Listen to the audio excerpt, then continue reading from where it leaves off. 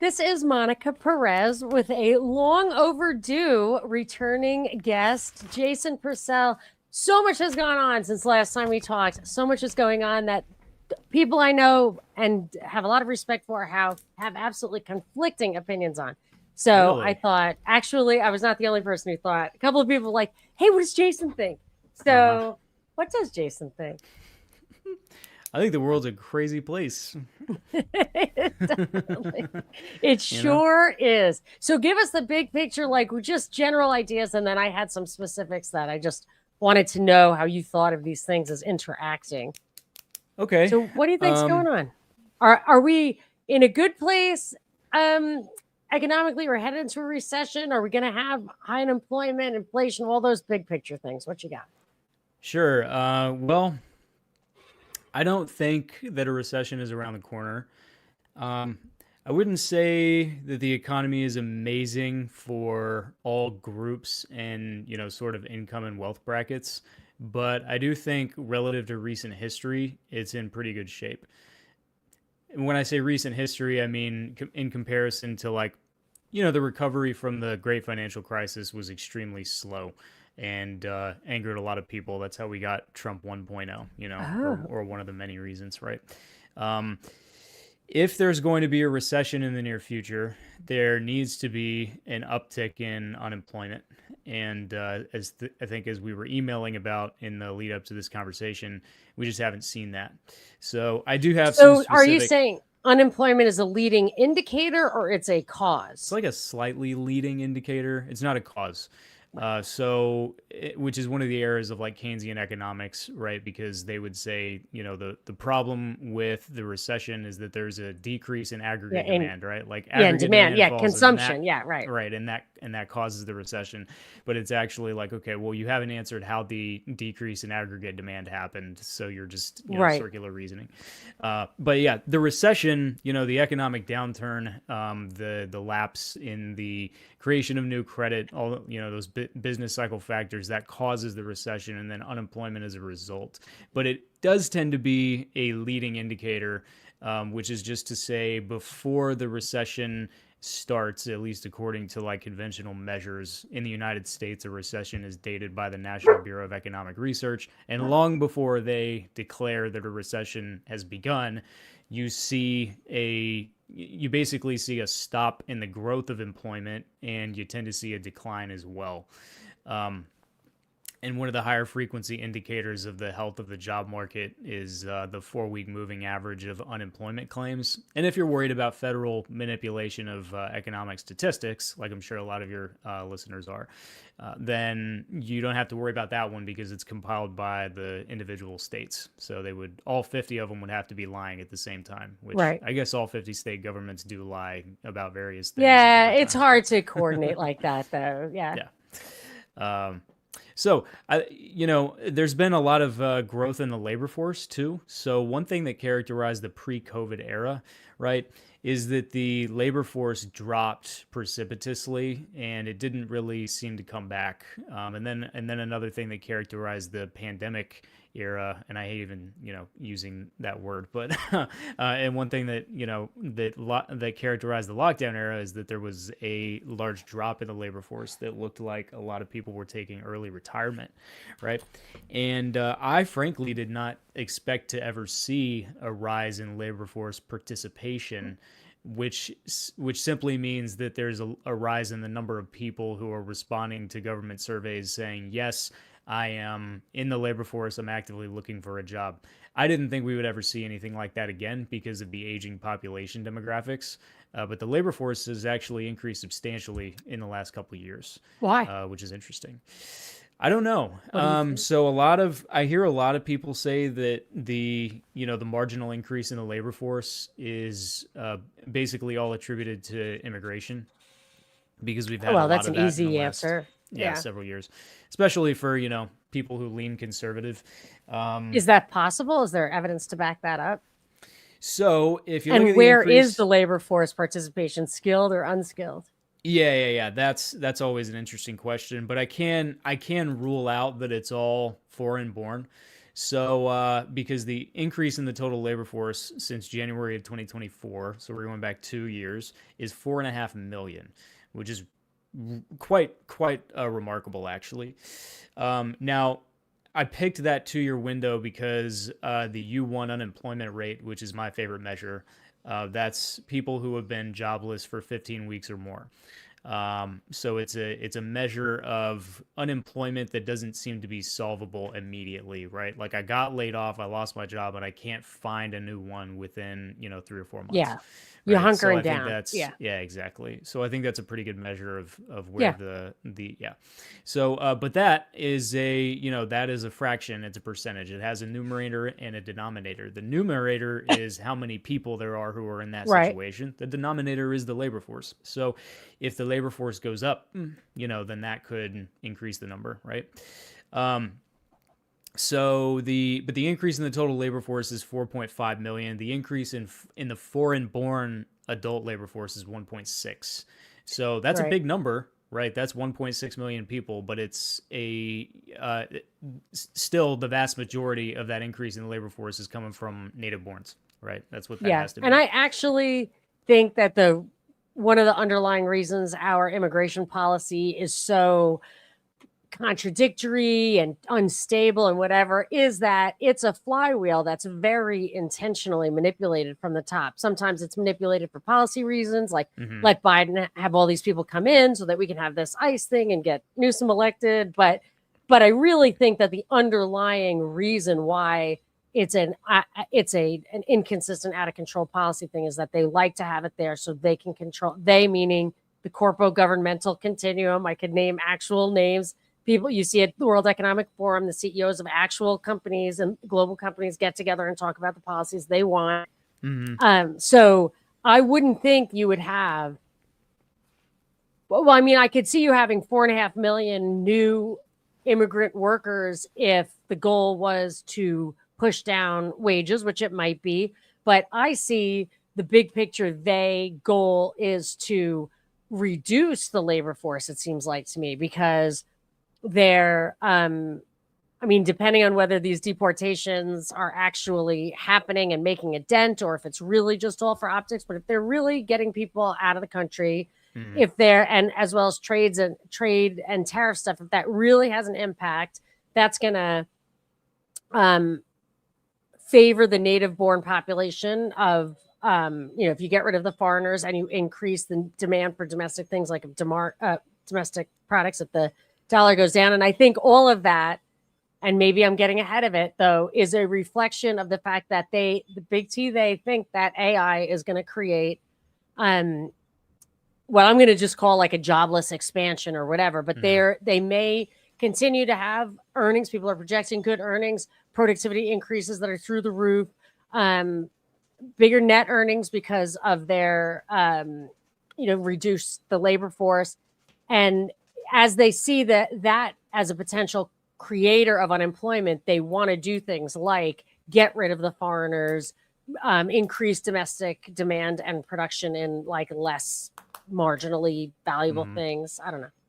Well, I think in general, the central planner's delight is more geared towards a decrease in labor force participation than an increase. You want more people basically getting most of their bread and butter from government services than work, right?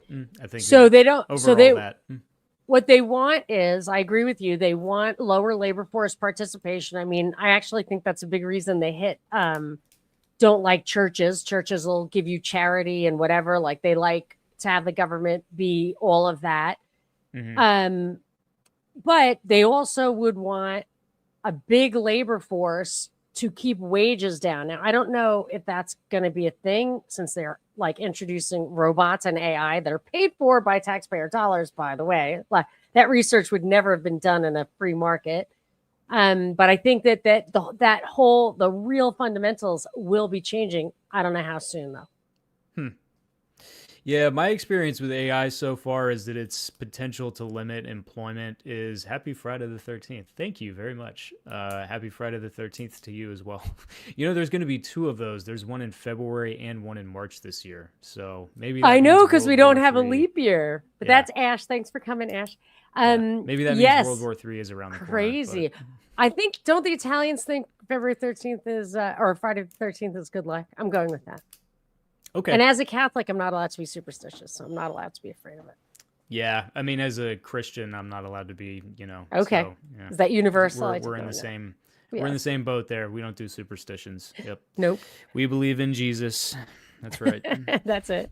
So, yeah. So what do you think that you don't think AI is a big? You don't like it? You're not impressed?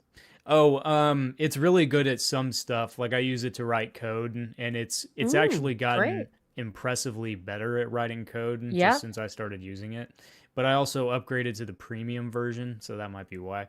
Oh, You know. yeah. Mhm. I think at this point, we're about 4 years into the AI boom, and at this point, it seems like there need to be less hallucinations for it to really be have the potential to replace a significant amount of labor.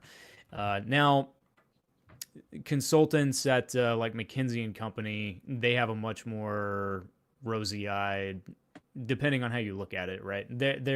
Their outlook on it is a lot more rosy-eyed because they say that AI can replace, something like 11-12% of the workforce or something like that, which is a lot of jobs. But at this point, I think there would be a lot more, we would see a lot more proof in the pudding, so to speak, if it were really that capable of replacing, human thought than we currently do. I think they're going to level up pretty soon. I think what they're working on in Silicon Valley right now is I don't know. I think they're going to have a level up. I just heard. I mean, it's just a very minor passing comment of some tech guy at a conference I was a +1 at, and these guys were all saying that right now AI is coders, but soon it's going to be SVP level work.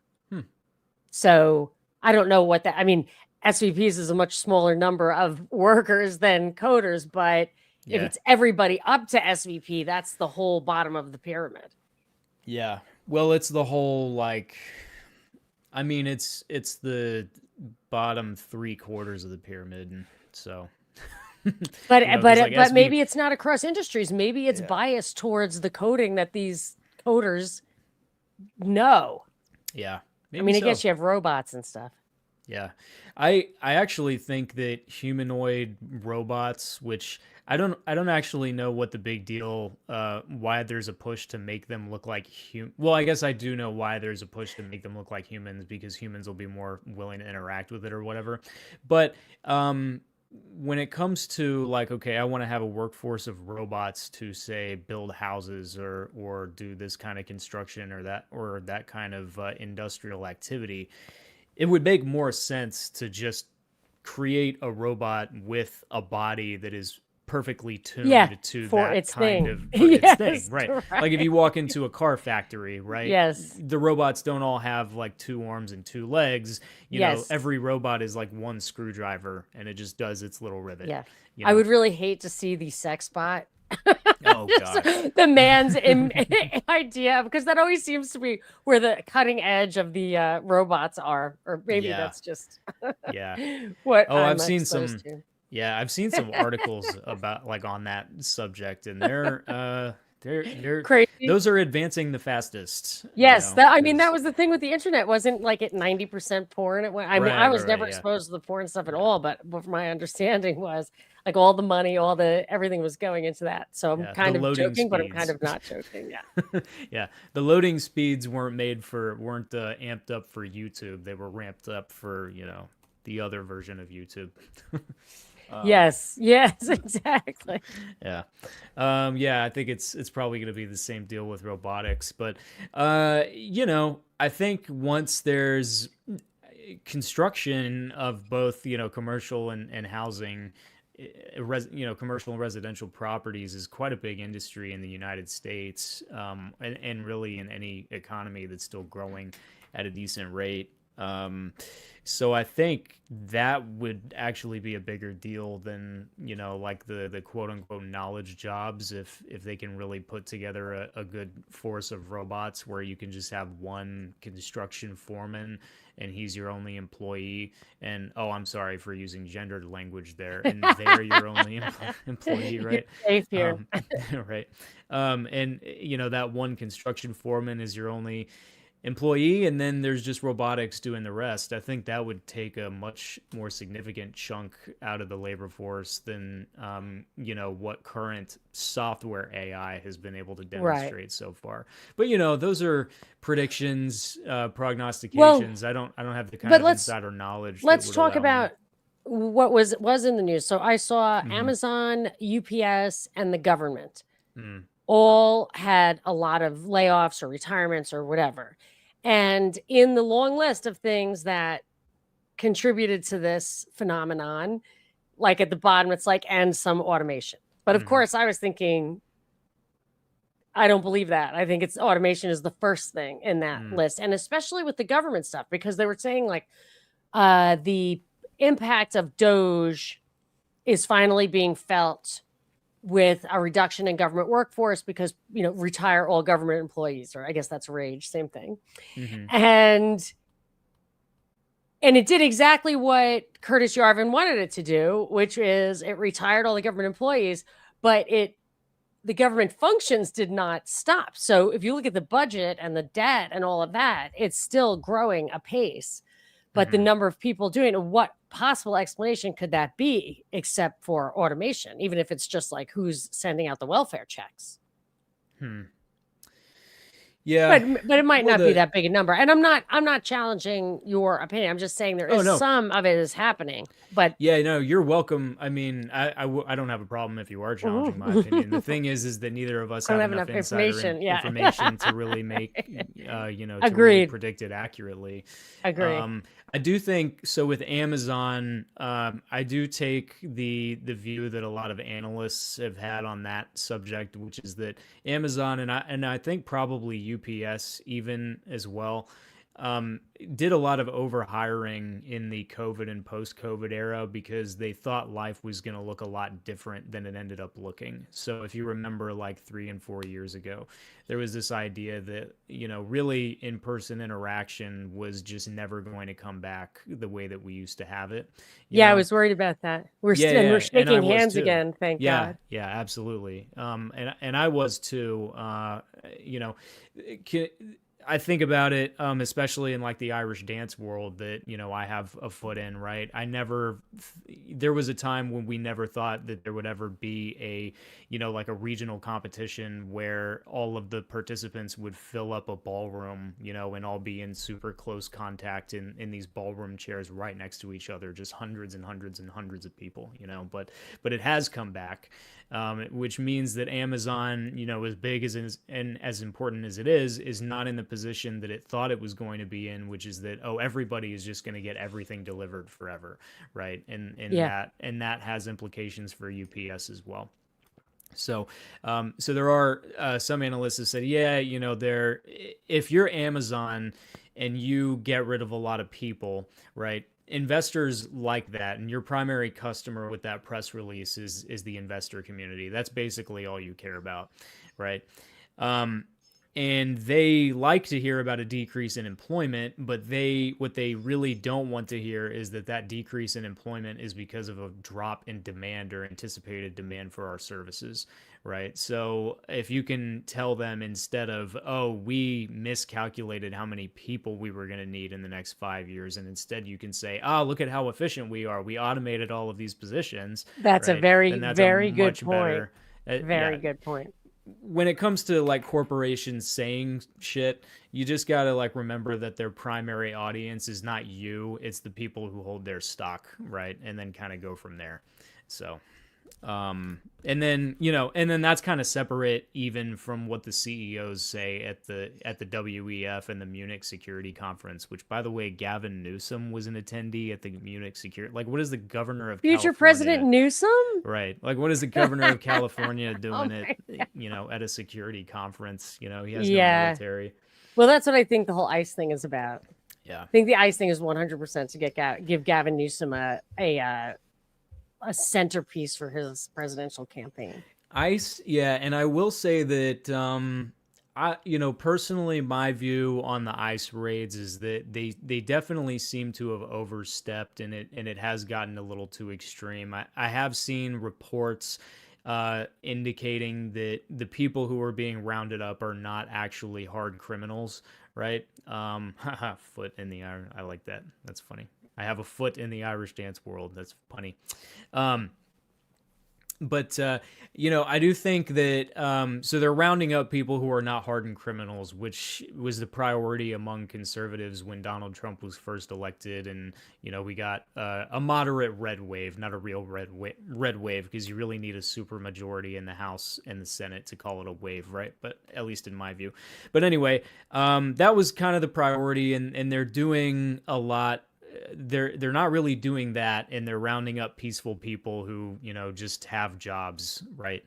For the most part. So they're doing a lot of that. Yeah, it was supposed to be all the gangs and for me, all I've ever wanted for as long as I can remember is anybody who's arrested for anything who isn't a citizen that is I assume if you're arrested, if you have probable cause to be arrested, I think that's a reasonable thing for ask somebody their ID. Like I feel like you have probable cause, you have lost your rights because you did something suspicious. So not all of your rights, but like that's a reasonable thing. And if they can't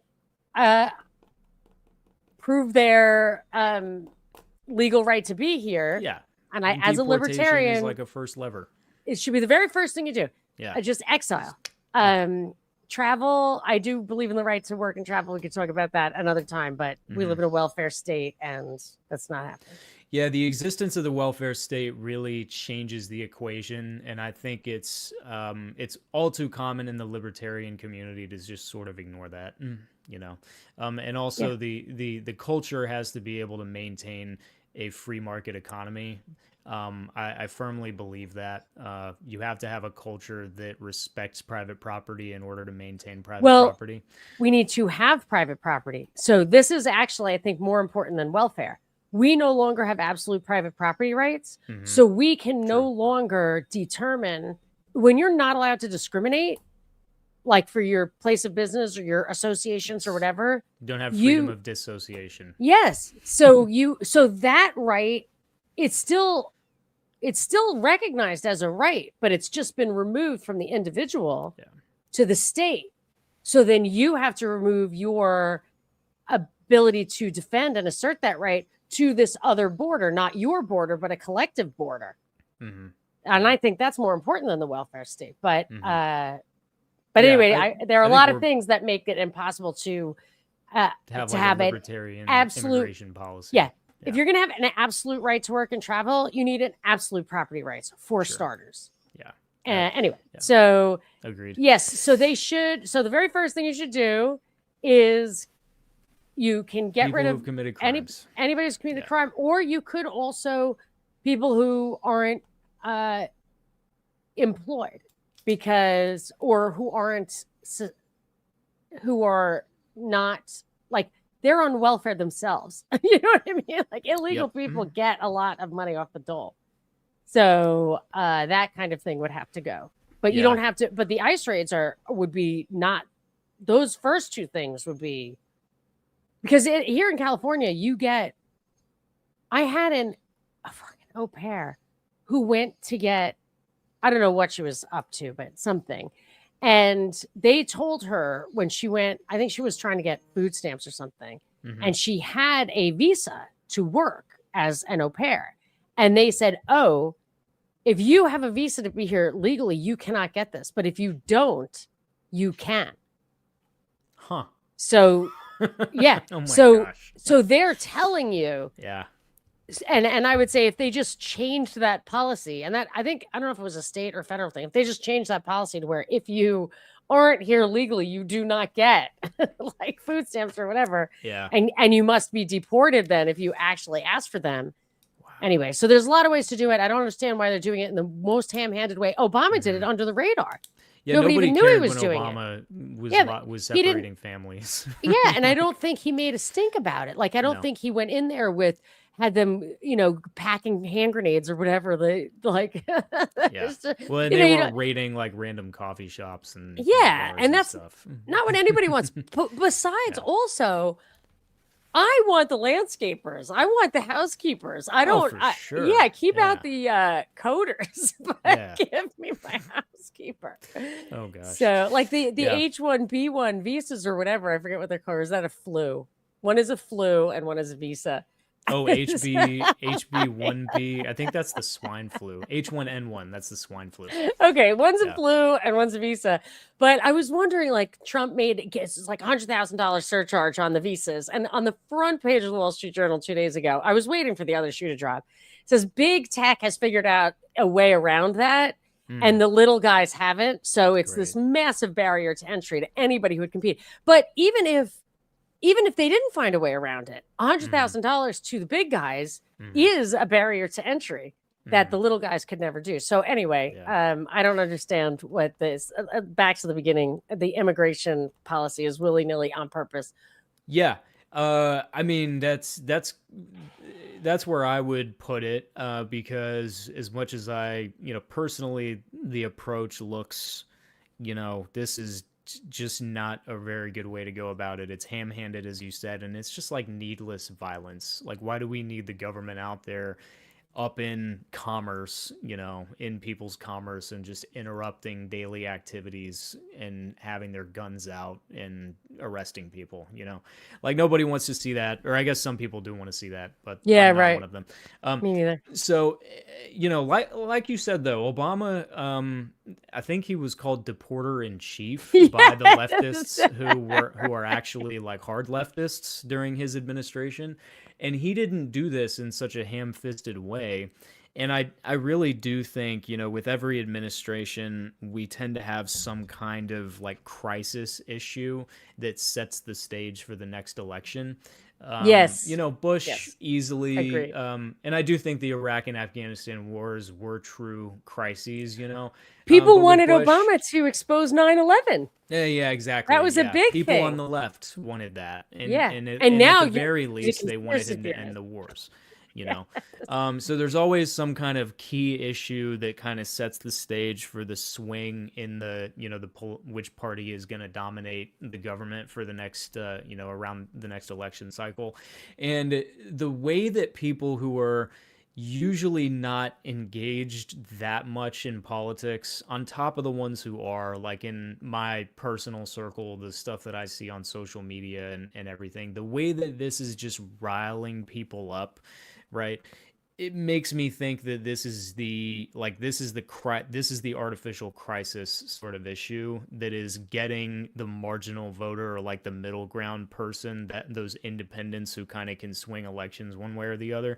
It's getting them to be like, oh, maybe I'll vote Democrat this cycle, and to bring in the next regime. And it just all feels very manufactured. This whole Agreed. ICE thing, when I see people posting about it, it's So Truman getting Show. so emotional about it. And the Epstein Yeah. files is another thing. Yes. Which I think is Me Too 2.0.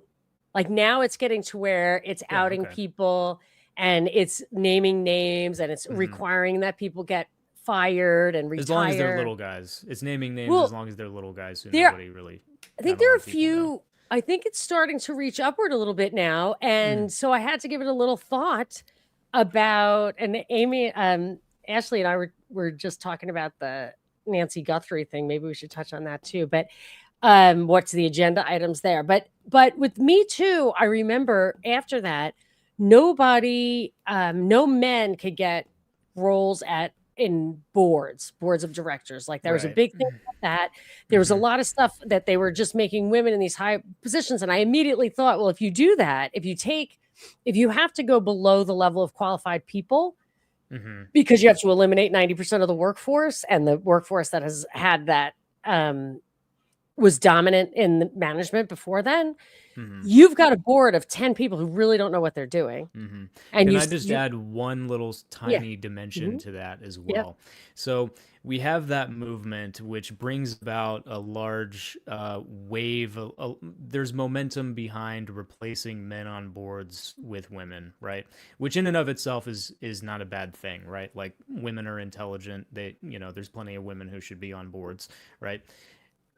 I But don't know I just about that. No, okay. women are intelligent, and yes, but if you told me 40 years ago that my husband was not going to be able to be on a board, I would have been the one Oh, working and I he would don't have stayed mean home.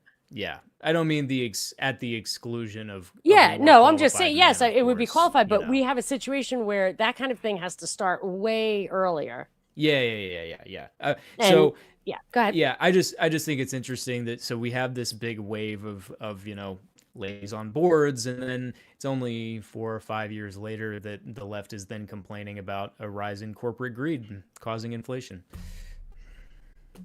Connection? Wait, say that again. Yeah, so 3 or 4 years after we replace all the men on corporate boards with Right. women, we have the left complaining about corporate greed and right causing inflation, And you think that jacking up prices. I'm that kind of women are just the making a ones joke. who are doing it? Yes, I'm just like, yes. yeah. Yeah, But it is true that things are not better. But yeah, I it's just actually the think that the chairman of the boards then had so much more power because 10 of their 12 people were women who didn't have confidence or the ability to fight back. So I don't actually mm, think there was a change in the power. I think that right. made a concentration of power. And I feel like in the Epstein files thing, that may be the same thing happening again. Hmm. Anybody in a position of power, those are the people who get paid the most. You know what layoffs happen? They take out the managing directors and the Hmm. director level people Because they're first expensive. because they're the expensive ones. And if you Hmm. know where the bodies are buried, you can get these guys take their seats at the table. Hmm. It would be another further concentration of power. So that's what I think maybe one of the things that's going on with the Epstein files. Did you have Huh. any thoughts about that? I don't think about it much because it's the same thing. It seems very manufactured. And Yeah. I don't even know if I believe in the actual documents. Like they're Hmm. probably real, but it's like Edward Snowden. I mean, if there were millions of documents, like what is Yeah. it's been 10 years. Gosh, I know. Yeah, I mean, if we were gonna see anything significant, it wouldn't come on the heels of okay. Let's remember, only 4 months ago, I think, uh, the Trump administration was telling us there was nothing in the Epstein files, like Mm-hmm. questioning whether or not they even existed. And then the president himself, who got in on a promise of we're going to figure out what was going on there, is telling his own voters, his own base, like, this happened back in 2019. What are you so worried about? Like basically gaslighting them Yeah. into just thinking that they should forget about it, right? So I don't think from an administration that was their opening shot. That's how they really wanted to play it, and then they've just kind of had their hands forced into releasing something. I don't think I put it this way: I haven't bothered looking through any of the Yeah, me files. I think neither. it's a waste of time. And honestly, if you bring something up, I do apologize in advance because you may bring up some kind of like news topic of something that's Oh going yeah, on, and I sorry. I may not even know about it because I Yes, haven't I really been understand checked in completely. to that sort to a Um, lot of things lately. Sorry, I didn't Um, mean to go off on common things. no, you're Current good. You're events. I good. I thought we knew were about just that. we're veering into that. I knew about that. But I did want to tell you one thing for you and your listeners. So I purged a lot of the podcasts that I regularly listen to, like several months ago. And my brain has been significantly healthier because of it. Because I Very just good. noticed that a lot of the content that gets put out just kind of bogs you down. And it also, like, if I'm going to do something like this, I want my own thoughts about things to be 100%. original and not Yes, just repeating absolutely. I shit that totally agree. right. But your show made the cut, right? So you're still in I my can't feed. So I believe it. just I wanted to take let you that as know. a high compliment, and I'm ready to gear up again in 2026. 2025 was a little bit of treading water Well, because your of house burned my situation. situation. Well, Yeah. thankfully it didn't totally, but they're Oh yeah, literally I didn't. You can Yeah. still, you can hear right outside my door. They continue to like sand and saw and jackhammer. We just Yeah. uncovered foundation problems and it's been a nightmare Oh right gosh. outside my door. But with a lot of prayers is about as all I've got left. I'm Yeah. hoping Your that very neighborhood soon. burned down. Let me Yes, my correct neighbor, what I but it said. went right up to the door Yeah. I'm standing at. So Right up to the lawn. no, some of my house burned a little bit. It went Okay. right up to the door that I'm like looking at, and that's why it's so fucking noisy right here. But Mhm. that's okay. So yes, no, I totally agree, and I really appreciate having made the cut. I will try to keep my standards high. Oh, they're good. And the only thing that happened, the only other thing that we were going to talk, not you and I, but like that I've been talking about on Substack with Mhm. Ash and other people, is this Nancy Guthrie kidnapping. So Savannah Guthrie was this woman. She's like on the Today Show or whatever. And the only reason I knew her name, because I would never watch the Today Show, and her mother was allegedly kidnapped. And the first thing she says after her mother's allegedly kidnapped is, Mhm. we got your something like this. We got your ransom note, but you know, in this world, there are a lot of deep fakes, and we need to really understand that she's really there. Like just weird stuff, like the Erica Kirk thing, just weird stuff. Mhm. But I don't know if anybody has seen this, but maybe you remember because this was a long time ago and you were still paying attention to the news. So do you remember the MAGA hat kids? Like there was this kid who the Black Hebrew Israelites and some drum beating I do remember that. Indian Yeah, elder. the Native Yeah. American elder Yes. guy who was In this yelling in kid's his face. face, and all he Yeah. did was smile, and that pissed everybody off. And he wasn't even, he was like beat red to the roots of his hair. He was having Yeah. a nervous laughter thing. Yeah. So, and he was there for the right to life. It was on Roe versus Wade Day. Yeah. Like, so Savannah Guthrie was the lucky journalist chosen to browbeat this kid publicly. No shit. Yes, and she did, and it was awful. She looked like a jerk, and he looked great. And Lynn Wood, this formerly Democrat lawyer, represented him and got money for having been libeled or something. And so Lynn Wood became a hero of the right, and then proceeded to take over the lead the charge in contesting the Georgia election in 2020, which had huge implications, not just for that Trump didn't get elected, but that Georgia, the Senate went Democrat because they lost the seats because of that crooked election in Georgia. And Lynn Wood, who people couldn't understand why he flipped from left to right, filed the papers wrong and could not, and told everybody else, don't worry about it, I got this. And then, so the lawsuit, the proper lawsuit that should have been brought, failed. It could not be brought because of him. And then other people's efforts. Pushing errors. Yeah, he just, and my guess is he did it on purpose because he told other people like Garland Favorito to stand down, which I think, I don't know if he told them to stand down, but he asked everybody to get out of his way, and they did. So this whole thing started with the MAGA hat kid story, which Savannah Guthrie was a part of. So in my mind, this was a giant psyop, a real traitor's thing. And Trump should have said immediately, somebody should have told him, like, she's not on our team. Like, she's a jerk. She's like, Rob Reiner got his throat slit or whatever. And you're like, yeah, he's a lefty. What do you like personally taking an interest in her mother's disappearance? So I've been noodling, and I wonder what people have to say is what could be the purpose of this obvious psyop. And I mean, since she said, nothing is real or whatever, I'm assuming something like that is underneath, but I just don't know. I mean, I guess proliferation of Ring cameras, shot spotters, the idea that they can't see, that they don't have 24/7 surveillance everywhere for all of this stuff is, I mean, that people are still believing this is, it's just hard to take. But anyway, so if you had any thoughts on the Nancy Guthrie thing, but yeah, I really don't know very much about that story. Well, it was a psyop, so don't worry about it. Yeah, true. Not necessary. Yeah, it's all part of the Truman Show, like everything else. Yes, exactly. However, money, even though money is fake, money is also real. So, you can buy stuff with it and make it into real things. And real money, like gold, is really, really real. And I think they've been manipulating the gold prices forever, or you would say not. But I mean, I think there was a long time when it felt like the gold price was suppressed. Hmm. And now it just absolutely broke out. Like, I don't know how long it took to double, but it's probably hit double of what I paid for it when I was just like, oh, I should just buy some gold.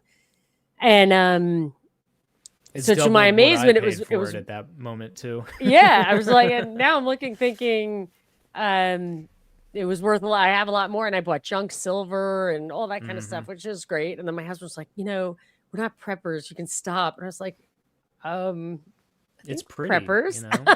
I'm a prepper. Yeah. No, yes, it's pretty. Yeah, and speaking of the fire, one of the very, very few things I took, it was just like a Titanic lifeboat. Like, why is this launching half empty? But one of the things I brought was my little box of gold coins. But Cool. well, it's mostly silver. But If it had been in a fire, it would just turn into gold bullion. I don't know. They You know, say 'cause don't it let just- it get in a fire. Do Okay. not let it get in a fire. So anyway, That's but good. it would have been I should mixed probably with know silver. that. So Then it would be what's electrum? Yeah, electrum is gold mixed with silver.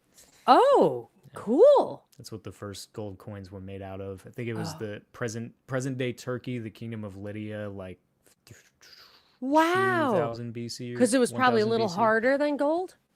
Yeah, when you well, that, and I think they just didn't have a whole lot of, either or laying around, so combine them. But yeah, I think So it's like an alloy? yeah, it's an alloy, electrum. Wow, interesting. Yeah. Yeah, so you can look up Lydian coins, and they're not I'm very looking it up. circular. They're kind of clumpy. Yep, But, I'm looking they at got that. They got little They look like- tigers on them. Yeah, super cool. Ancient history, electrum. Nice. Yep. So why has the price of gold gone so high, and silver, which are two different questions? And what's your opinion?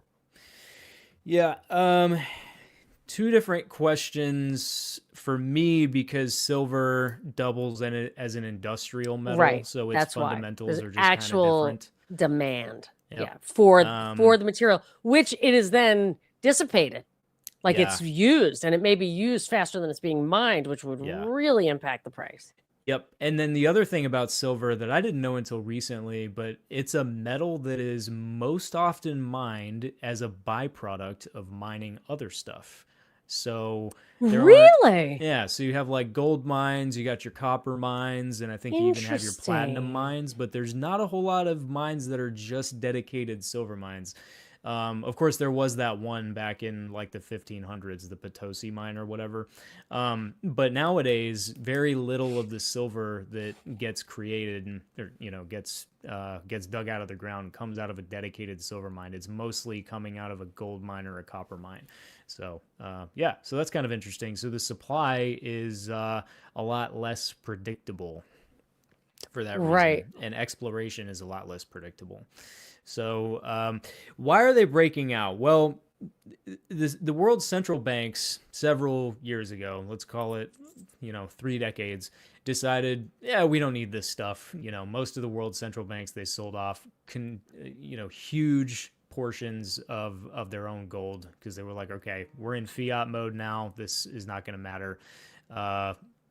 The British central bank, I think, is a really big example of that. Canadian, yeah, often found with lead. That's true. Canadian central bank. So all these central banks, they just offloaded their gold, except for the United States. I do believe that the United States still has as much gold as it has 50 years ago. A lot of people say that supply is not there. We won't know until somebody, does a real audit, which they don't do. I'm sure it'll happen one of these days. But, in short, there is real physical demand for it from the world's central banks. So they've been stacking and stacking and stacking and stacking.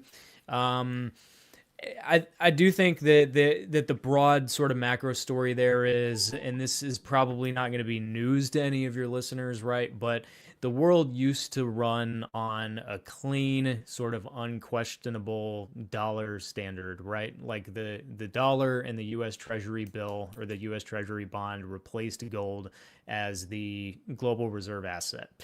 And then and everybody was kind of confident in that setup. And now I don't believe the dollar alternative nations when they come out and they say, oh, we're going to do a gold backed this or a gold backed that, because they've been saying this for like 5 years now and they've made absolutely no progress. But we're in a place now where I think the world's central banks view it as a smart move to have some kind of reserve asset that is not just US dollars.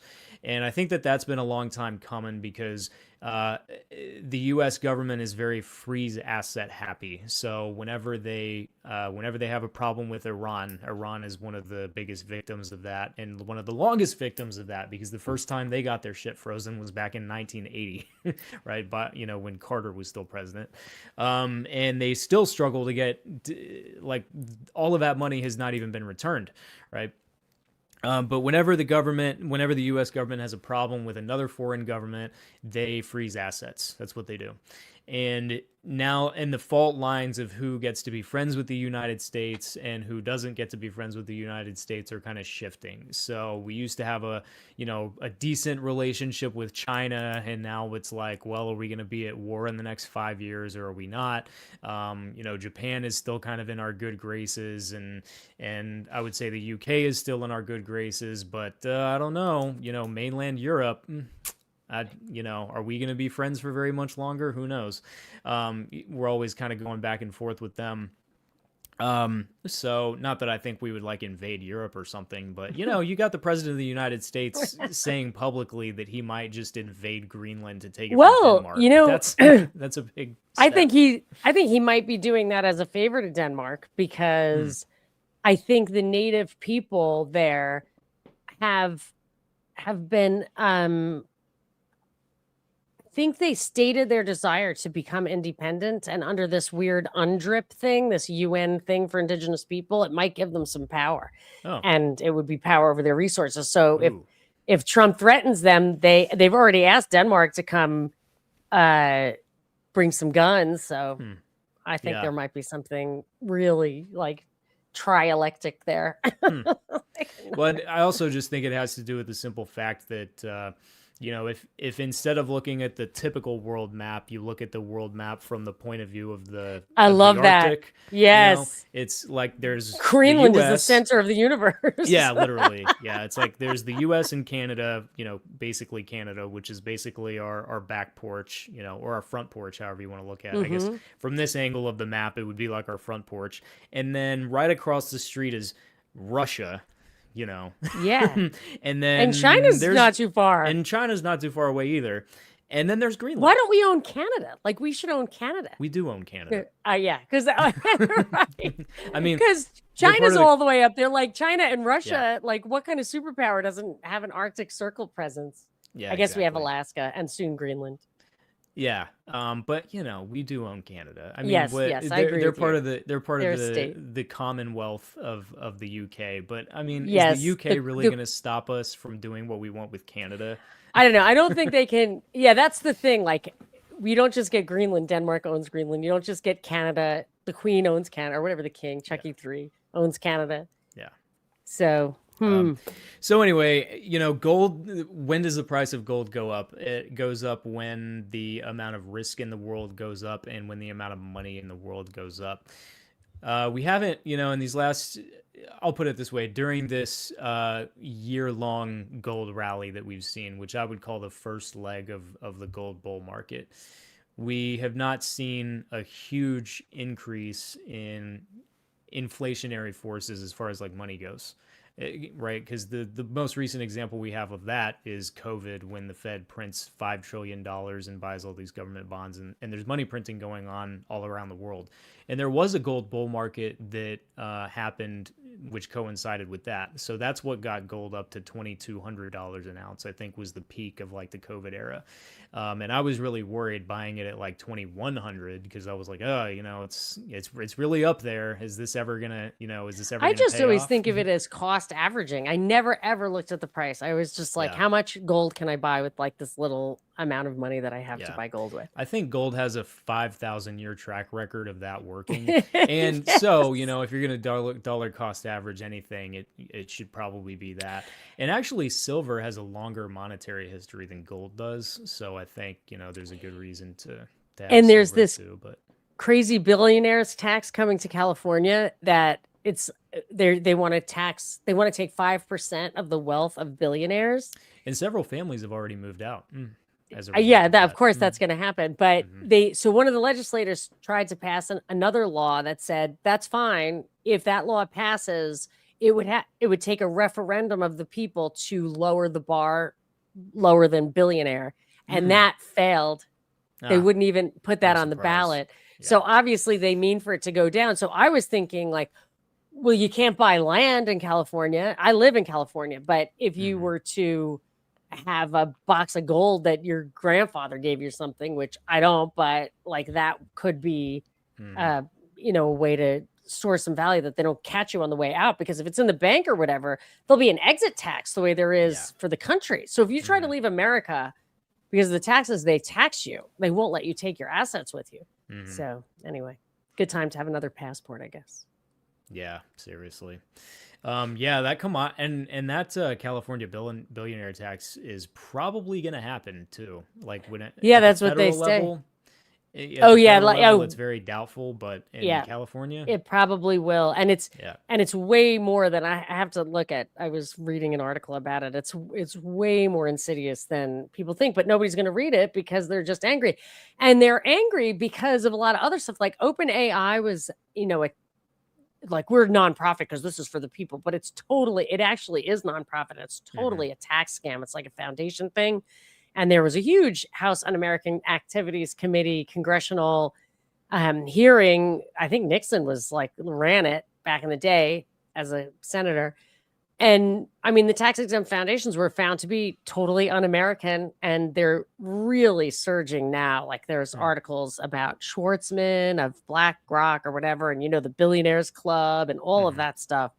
Um, so it's those are tax dodges, and when they're doing stuff like that, it makes people feel like, well, screw those guys, but it's apples and oranges anyway. Mm-hmm. So gold now is twice then, Yeah. more I than mean, its twice. all time high now is $5,500, which it hit a few weeks ago, and it's been and has since corrected.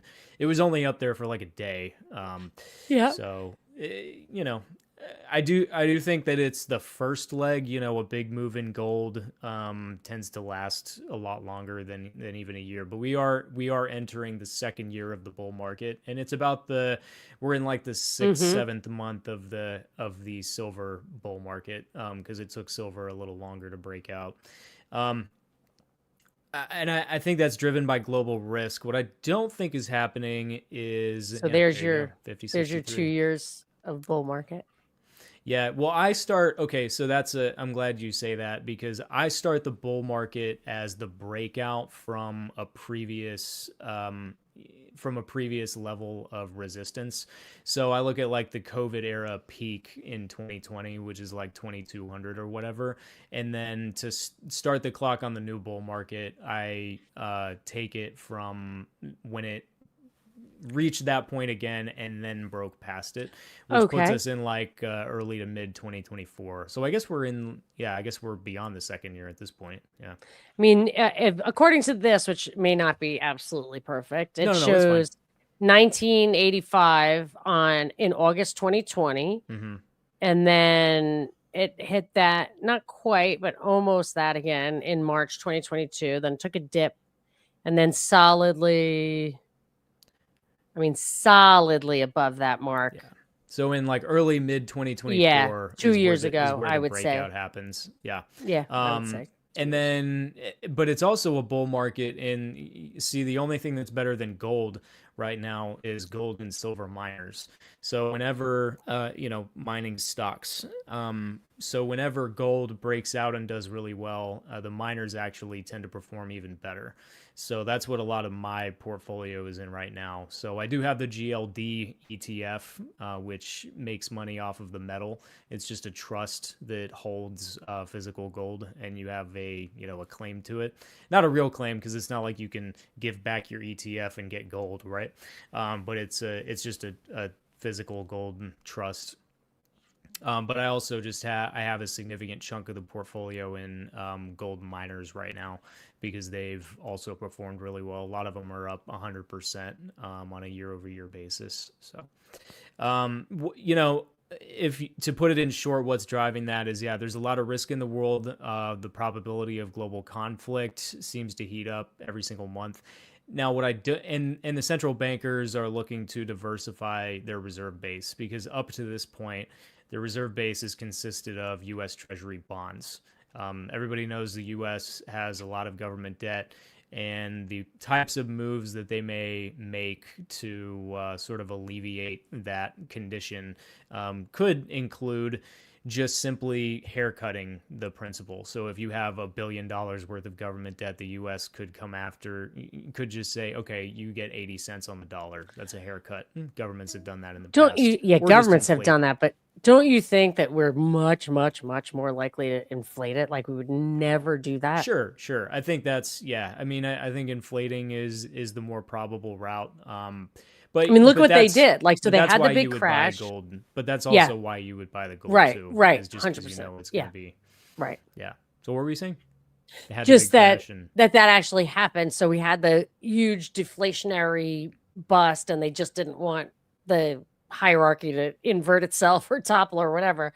So they did ZERP for whatever, zero interest rates in perpetuity. And then, oh in yeah, my opinion, 2009, 2010. Yeah, as you know, is that COVID. It took COVID to shovel enough dollars into that hole to to get it back reinflate. up there. And now Mm-hmm. you've got inflation. But that seems to me like, I mean, that worked, and people didn't even realize what was happening for the most part. Yeah, we would have had deflation without all that quantitative easing in 2009 and 2010.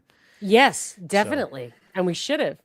yeah, yeah, because Although, deflation is what would kind of that, like what yeah, rebalances the scales. deflation, yes, but would, because we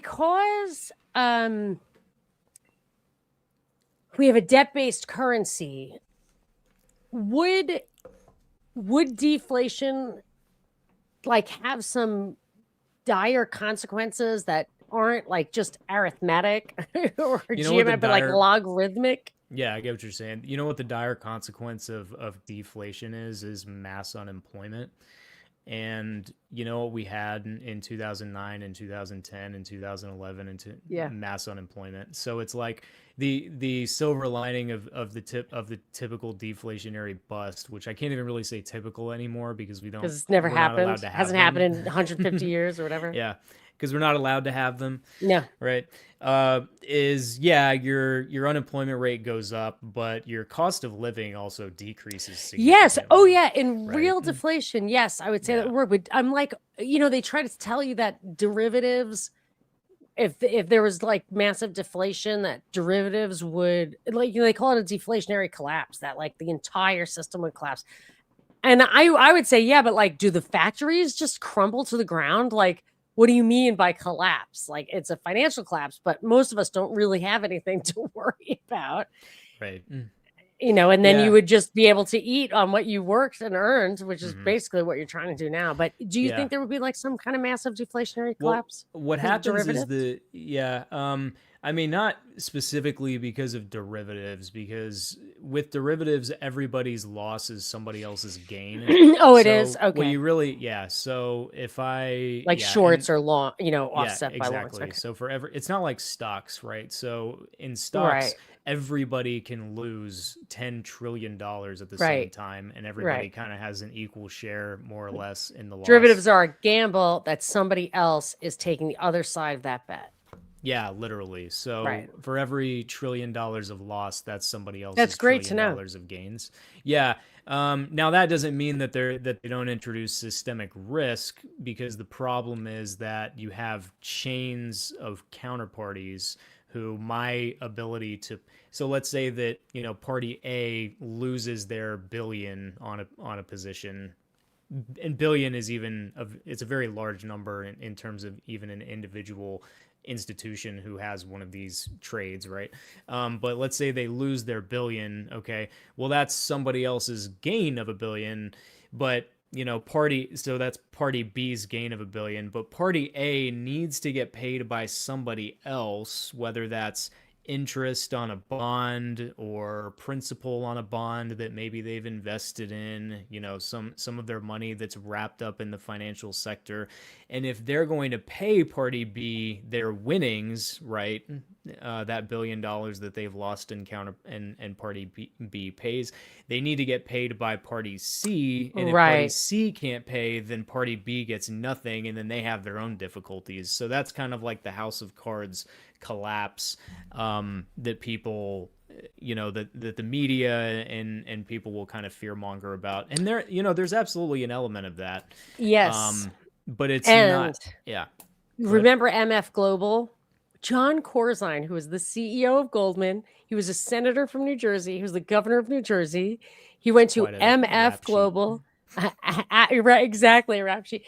MF Global, absolutely named, and they treated it, and I think it was consistent with this charter, as a fractional reserve system, and it took people's actual investments and used it for their proprietary trading. But what happened, the fuckery was, when it started to unwind, because the proprietary trading was entirely invested or largely invested in European bonds that had not hit the bottom yet, is that, and this is called fraudulent conveyance in the law, they paid JP Morgan back before they paid the people whose the regular investors. And that was wrong. That was, you're not supposed to pay somebody back when you're going bankrupt. You're supposed to let it go through the system. So right. The problem with what you're saying is, when you're on shaky ground, they're not going to it's not going to shake out in an unbiased way. Right. And then you would really have some you would, but that's not what would happen. Like when the guy says, I can't pay my side of the derivative because I don't have enough for you, but I have enough for that guy, then it really would get, I think, cronyistic and violent. Yeah. I mean, the good thing is that, I hate to say that there's benefits of financial regulation, but in this particular, it's a gonna fractional reserve. Banking needs to be ring fenced because it's inherently immoral and wrong. Like, it would never exist in a free market. Well, I would say fractional reserve. There's a debate about that. Okay, it would exist, but it would just look up George Selgin versus Bob Murphy, and you can see nice. There's some good free market oriented debate on that subject. But I totally get what you're saying. It did exist, but it was highly risky, and people understood it. That's why you would have runs on the bank and stuff. So it did exist, but it would be self-regulating. Now it's not self-regulating because it's backstopped by the taxpayer. Yeah, exactly. So you have fractional reserve banking with the guarantee that if you run out of the second of those words, the reserve, then there's this magical institution that's just going to make more for you. You're welcome. So, yeah. I am that magical institution. You are that magical institution. Yes. Yeah. It's your money. Yeah. Yeah, because the Fed can only you can only create more money by destroying purchasing power, basically. So, good point. So there's various factors going into the run up in gold, but how does the dollar weakness fold into that, in your opinion? Is it flip side of the same exact coin, or how exactly do they interact? Because there were times when, and maybe it's still true, but I would look and the dollar value against whatever the euro or a basket of currencies would fluctuate inversely, 1-to-1 with the price of gold. It's almost just like gold is priced in dollars on the world market, and when the dollar goes down, gold goes up, and that's just the way it is. So, so does that relationship hold, or what's going on with that? Because the dollar's weak. I mean, there's a relationship between not only gold, but, just global commodity markets in general, because the dollar is the currency that is used to buy most of the, the vast majority of those commodities, except for European natural gas. I guess you would need euros to settle that. But I'm sure there's a way to settle that one in dollars too. Yeah. I mean, there has to be. So you mentioned so talking about FX. So there's two things going on here, right? So a lot of people have made some noise about the fact that the DXY, the U.S. dollar index, trade weighted U.S. dollar index, is at like a 4-year low.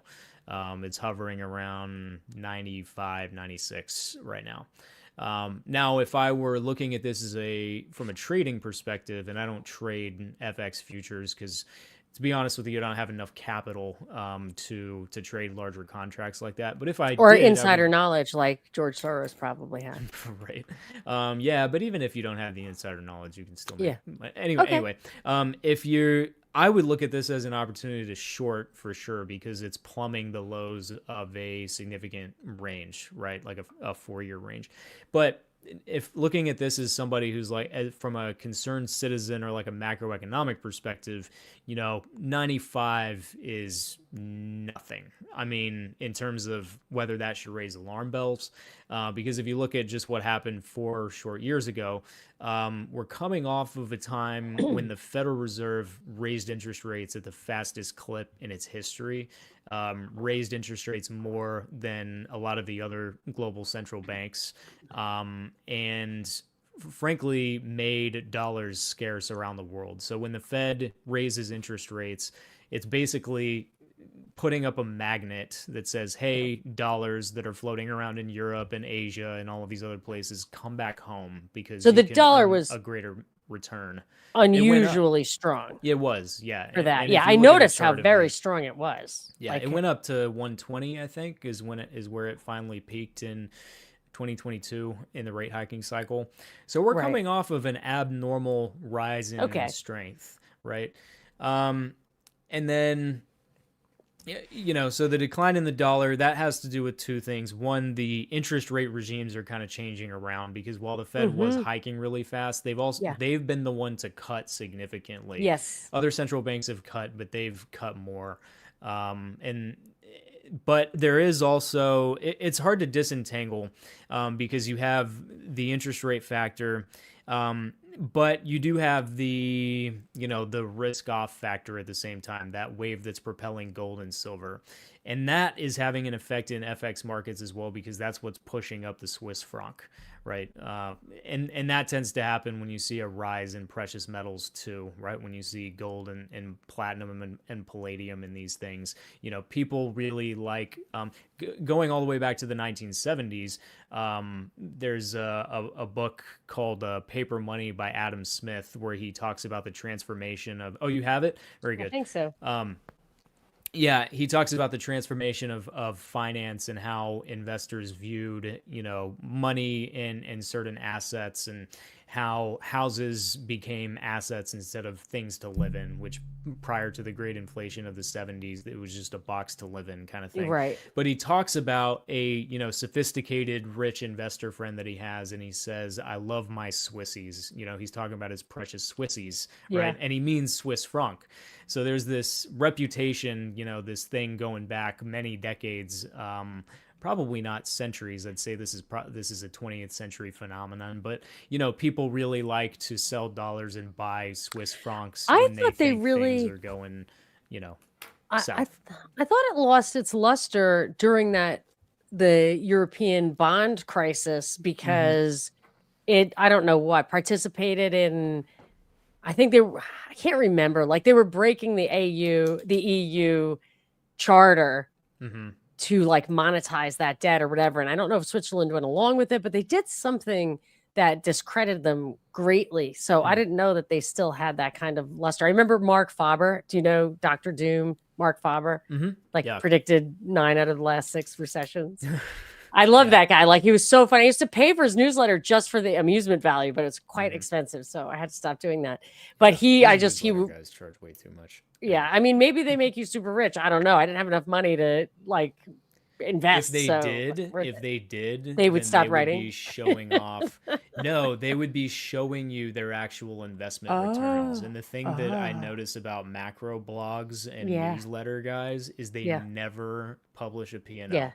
Right? It just Like it just Doug nets out. Yeah. Casey and Yeah. yeah, Yeah. It's like 50-50, guys like like that. what if it's gonna go up or down, basically, and Vince they're right half the Lanchi. time. Yeah. Another name, the Black Swan Brief guy. I mean, none of them post their P&L sheet. Interesting. And if they Very had something interesting. to show, believe me, they would. Yeah, Because right. everybody who does beat the market, they Right. share it. Yeah, Right? if they're making 12% returns in and Yeah. out, for 20 years, then you would know it. I mean, the market is probably more than that. I mean, I don't, because basically I'm lazy and I have just enough energy when I get off work to do the trades that get me the returns Yes. and no energy to make anything out of it. Well, it So would take a just long time to prove a I track don't. record, in my opinion. It would have to Yeah. be 20 years because you've got two full cycles and the differences within them. Yeah. You want to see But how somebody performs yeah, he's in getting a mad. risk off moment. So Right. And there's a different nature. You have to, that's what can really cost you. Like the COVID thing, the market went down 40%. It came right back up, but how do you handle that? Yep. So he got super mad at the Swiss franc, but I guess it's still rock solid. Oh, I think they devalued it. It was just too strong. Okay. And they Yeah. devalued it. I don't know how exactly they devalued it, but That they makes must sense. have cut rates. Yeah. So I think okay, so as far as the DXY goes though, most currencies, actually all currencies, are weaker against the Swiss franc. So that's how we know it's kind of a safety trade, because every currency is falling against the franc, right? The worst performing currency in the Western industrialized world is the Japanese yen. I mean, it's gone down way more than anybody else. But I think there's an element of safety chasing when it comes to the decline in the DXY. But too many people are out there saying that this is indicative of some kind of collapse that's right around the corner. And of course, as you would guess, it's the same people who have been saying that the U.S. is on the verge of a massive debt crisis, for like the last 50 years, right? But I'll just give your listeners levels that I look for as far as whether or not that's really happening. So the Great Financial Crisis bottom is about 75, right? So if we get to 75 and we're at the 95 Fed, now? Yeah, we're at 95. So ever since the Bretton Woods fell, the DXY has basically played in a range of like 130 at the top end to like 65, 70 at the low end. And I think the all-time low that was reached in the 70s was somewhere between 65 and 70. I have to look back at the chart, but which I guess I could do right now. But I would say the danger zones are like, okay, yellow flag at 80, okay, and then orange to red flag at 70, and if it really starts to break below the old key levels, like your 75 handle, your 70, and then your 65, then it's like, oh, okay, then the currency might actually be getting dumped, right? Yeah. But it has to be, if the US is going to be in a currency crisis, eventually it has to show up in the price of the currency itself, and it's not just going to pop up out of nowhere. Like, you don't go from 95 to 50. So you don't think overnight. that this is an acceleration towards CBDC, like a collapse that would precipitate CBDC? It's just not, this isn't like crazy fast. This isn't a 2030. No. Yeah. And I think that I actually am not sure that the US will ever actually adopt CBDC. I think what's more attractive to them is mainstreaming stable coins, so that the stable coins can be invested in US government bonds. I think Oh, that's a yes, much more yes. attractive Parallel tool for Mike them. does say that. Yeah. He does say, and it's pretty clear from what the legislation they passed that it could, it's like a, the clarity, sort of petrodollar or whatever. Yeah, but which I would argue doesn't exist, but I mean they do exist, but not in the way that people say that it does. The petrodollar no longer exists.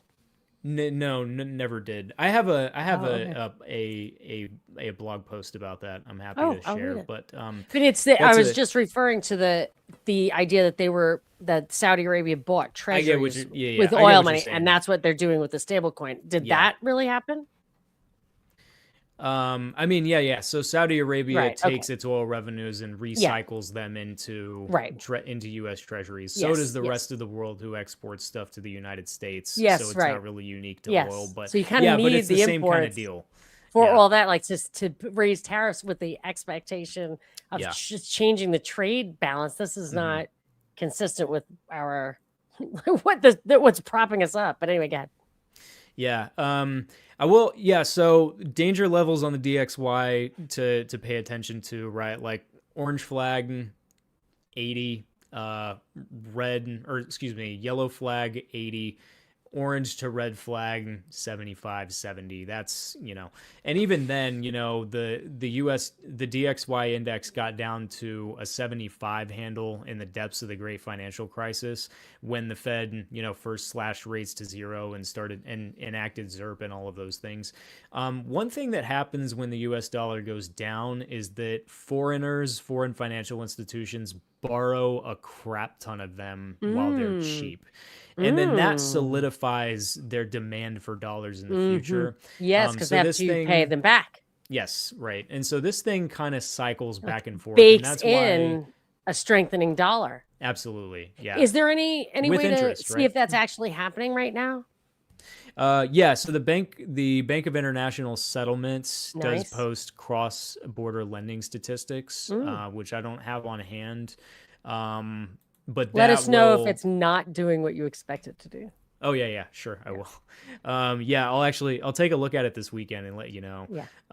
Because I mean, the last time I looked at it, which was probably around the last time that we met a year ago, the U.S. dollar like cross-border credit cycle, if you will, had gone back up. So it declined a little bit in like the post pandemic, but it had definitely started to go back up. So, yeah. So they report those statistics, and then what you can't see though, as much are the cross currency like bond issuances. So to get an idea of that, I just kind of scan like Bloomberg's fixed income section because if some foreign company or government is issuing dollar bonds, right, it means that they're pretty confident that the dollar is still going to be the reserve currency for the next several years.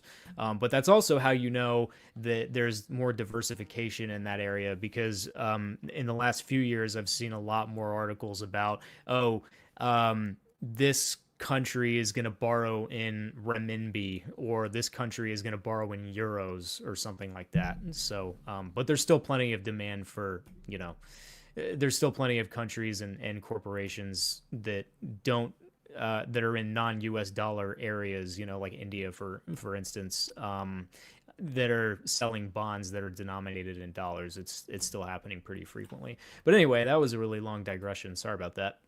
No, that's Um, fine. what I wanted to mention about stable coins is that the government is mainstreaming them. The House of Representatives passed the Clarity Act last year, which, as the name suggests, was supposed to add detail and clarify regulatory details about what stable coins can and can't do and what they're classified as. So it's interesting. They invented a new classification, a new legal classification called a permitted payment stablecoin. And that's where those stablecoins are going to fall. They also have new classifications called digital commodities, which is like what a Bitcoin or an Ethereum would be. But a USD Tether or a USD coin is going to be a permitted payment stablecoin. Now, I think that's significant because so there are basically two major things that the Clarity Act did. One, it bans them from paying interest, which is what the banks wanted, right? The banks have been getting away with not paying investors interest, not paying savers interest for like 2 decades now. Okay. They've been able to take deposits, both savings and demand deposits, at basically zero cost. The That's normal correct. interest, which is CDs should, insane. Yeah. yes, they should Um, have. yeah. Right, demand deposits should have zero interest. It actually should have negative interest. Yeah, I would agree. In a But a stable financial CD system. should Yeah. have real interest. Yeah. I mean, and they do sell CDs, but back in the day, right, as recently as 20, 25 years ago, a regular savings account that you could draw from without a Yes. penalty Mm-hmm. had an interest rate that was Yeah. about the same as Fed funds, right?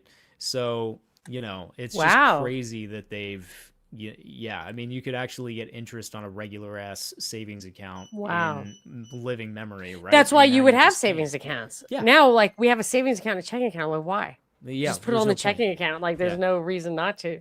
Yeah, because the savings account just penalizes you whenever you do need to use the money because it's got like a Yeah, because you have to six move it. withdrawal per Yeah. month max or Yeah. something. Yeah. So they've been getting away with this for far too long. The stablecoin issuers have, some of the smaller ones were looking at, okay, we could actually pay you interest on these stable coins because what are we doing with the money? We're buying short-term commercial paper, so like short-term debt from private companies, and we're buying US government debt. We're collecting the interest and we're just giving you this little token that says it's worth about $1, right? They could easily start paying interest on those in order to mimic something like a bank deposit. And in the move to mainstream stablecoins, the banking industry heavily lobbied for an explicit ban on those companies being able to pay interest. Because if they did, then they would have to pay interest, right? Wow. Yeah. So, Wow. yeah.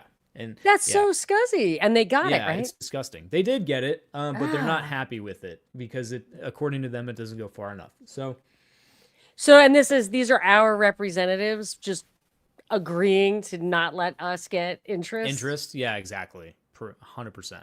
Oh Yeah. my God. I mean, a lot of the Democrats are voting against these crypto or Well, they stablecoin bills, can do but it's whatever they not want when they know they're because going to lose. true that, but it's not because they have problems with stablecoin issuers not being able to pay us interest. It's because they hate financial innovation, right? That's the left's ballywick in Thing, general, yeah. right? Like Elizabeth Until Warren hates financial innovation in general, no matter what it is, right?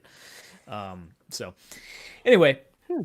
now they banned interest, but they still allow. So this is the loophole that the banks don't like. They still allow the stablecoin issuers to pay rewards for using the coins, for being part of a particular kind of program that gives them benefits. Like a rewards credit card kind of thing.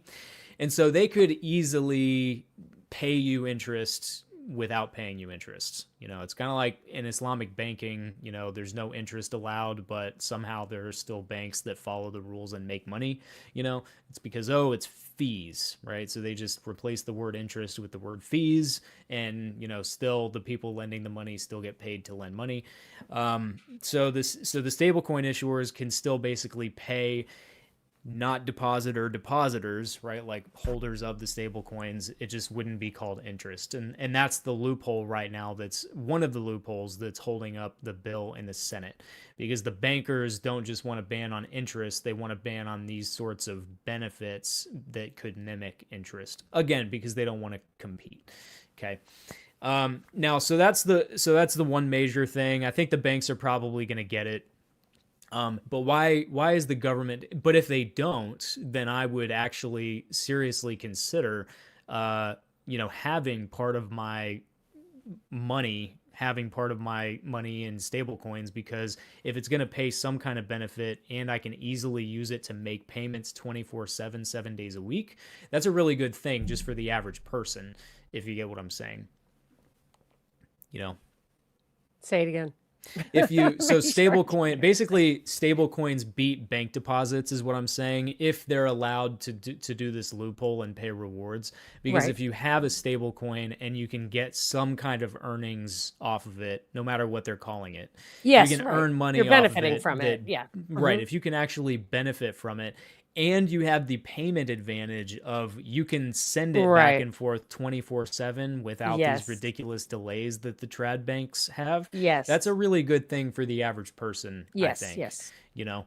And then but why is the government doing this? It's really because it represents another market for their debt. So the banks have a lot Like of a government huge debt. market. Huge market. Like they need yeah. a huge market. Yeah. Yeah, absolutely. So the banks do have a lot of government debt, but it represents about 30% of their assets, like 25, 30%, something like that. Whereas the marginal dollar that gets invested in a stable coin anywhere from 60 to 85% of that dollar is going to go into government bonds. So it's a lot better for the government to be able to fund their Hmm. debt if people are, chasing or are going in or moving their money into stable coins. Tether, for instance, has 83% of its reserves in government bonds. So So they're it's not as even in if bank the accounts. fractional reserve system actually had a reserve, like 80% as opposed to nothing. Yeah, yeah, exactly. But yeah, they like stable coins because it represents a market for their debt. Yeah. I'm interested in real gold, tokenized, unmined gold. Well, if it ain't mined, it ain't there. So What is that? What is this, Faithon? We'll so see. there is a DGLD protocol that I think still exists where it's a digital token, but it actually represents a fraction of an ounce of gold. And the gold is like it's each piece of gold is specifically earmarked for in accordance to match up with the token. So that's pretty cool. And I think the gold is just like stored in a vault in Switzerland. So there's been that's like a I don't know, maybe a 5-year-old project, but there are projects like that to tokenize gold and silver. I don't know how much they've taken off like in the last year, or how many like users they have, but that's definitely a thing.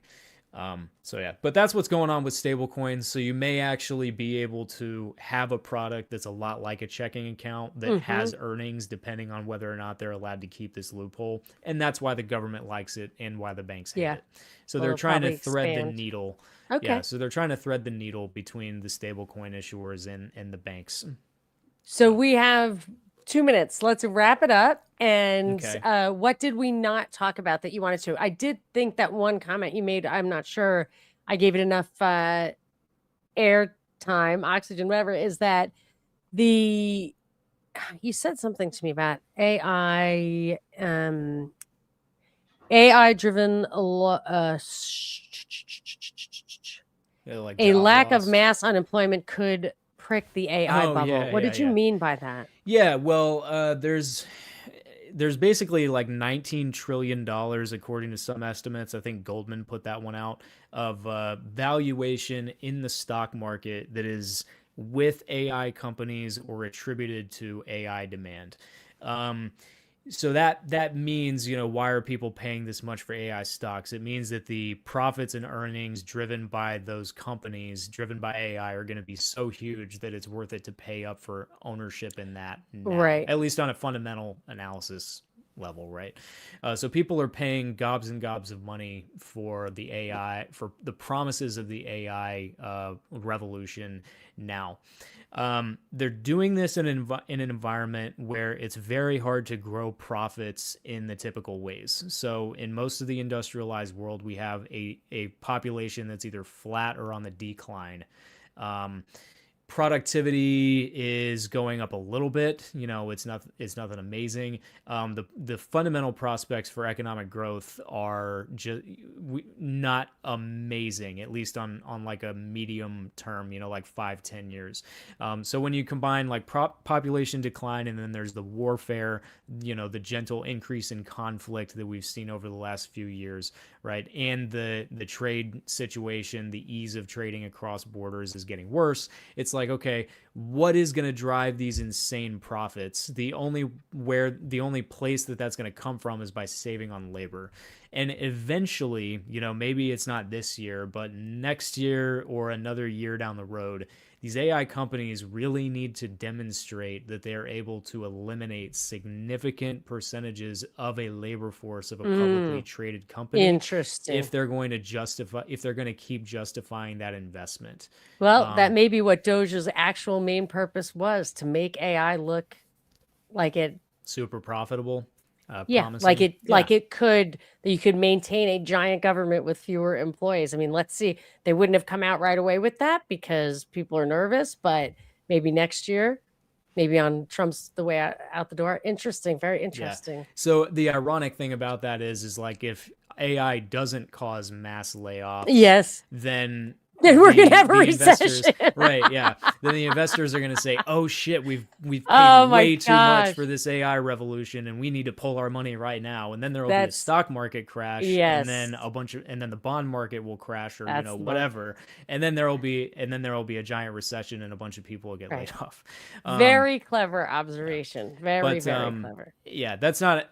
I mean, that's just one way. I do think AI is like it's an overshoot. I think Yeah, I think we've reached a point of where the course. investment Yeah. is an overshoot. I'm still long stocks because the technical picture, as far as the indicators that I look at, the breadth of the stock market is one of those things. So a healthy like 60 to 65% of the stock market is participating in the bull market, which is a respectable bull market level, right? So that's okay. that tells me that the stock market has at least a little bit of ways to climb. The things that we didn't get a chance to talk about, related to the gold and silver bull market, commodities in general are in a rally. So like the Bloomberg Commodity Index is in a rally, and that's mostly driven by the metals. But I did see that oil prices are starting to creep up, and if you have an increase in the well, maybe we can just talk about, like, really elaborate on this at another time. But basically, I think we're in for another inflationary wave, and that's part of what gold and silver are kind of telling us. And stocks will go up too when you have that. Yeah. Not I mean, just the dollar stocks eventually. value. Yeah. Okay, eventually. Very good. Yeah. Yes. So just lagging. It's okay. Yeah. So just like commodity inflation, and then we didn't get a chance to talk about the Fed's reversal in policy. So well, when should we get? That's our signal. When should we? Well, let me just say, fake ideas are politics. This is anyone predicted the crash in the fast food industry. It's no longer cheap. I can't help thinking folks have less income every year. My friends and I talk about that a lot. I think it's Ozempic. Oh, okay. Yeah. That makes sense. So it's inflation, but inflation can make fast food more popular because it's cheaper than fine food, which is really expensive. But COVID got us all to eat at home more, I think, anyway. So there's a lot of that. When should we meet again? Well, I'm free like a couple weeks from now. All right, perfect. Let's circle back up. I feel like we're not finished. Okay. Sure. Okay, excellent. Well, have a great evening. Sounds like you have some you've got to stay safe in your travels for the weekend. And happy Valentine's Day. And you whetted my appetite to go see some Irish dancing. So good. Riverdance is coming to Southern California in May. Awesome. So I might have to see that.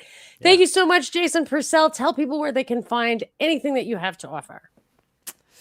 Purcellresearch.substack.com. I don't post very frequently. We'll probably do a little bit more content here in the next couple months. And then if you shoot me a DM on Twitter X, so I'm at Jason's Deli 13, I think. I don't get on there very much either, but since I missed a message from Monica, I'm now going to check at least once a week. Jason's Deli 1821. 1821. There you go. So I'm now going to start making sure I check my Twitter DMs at least once a week to make sure I don't miss anything. But if you just have if you personally want to ask me something specific or whatever, then just DM me there. That's fine. All right. Awesome. Thank you so much, Jason, for coming. And thank you all for coming. This is Monica Perez.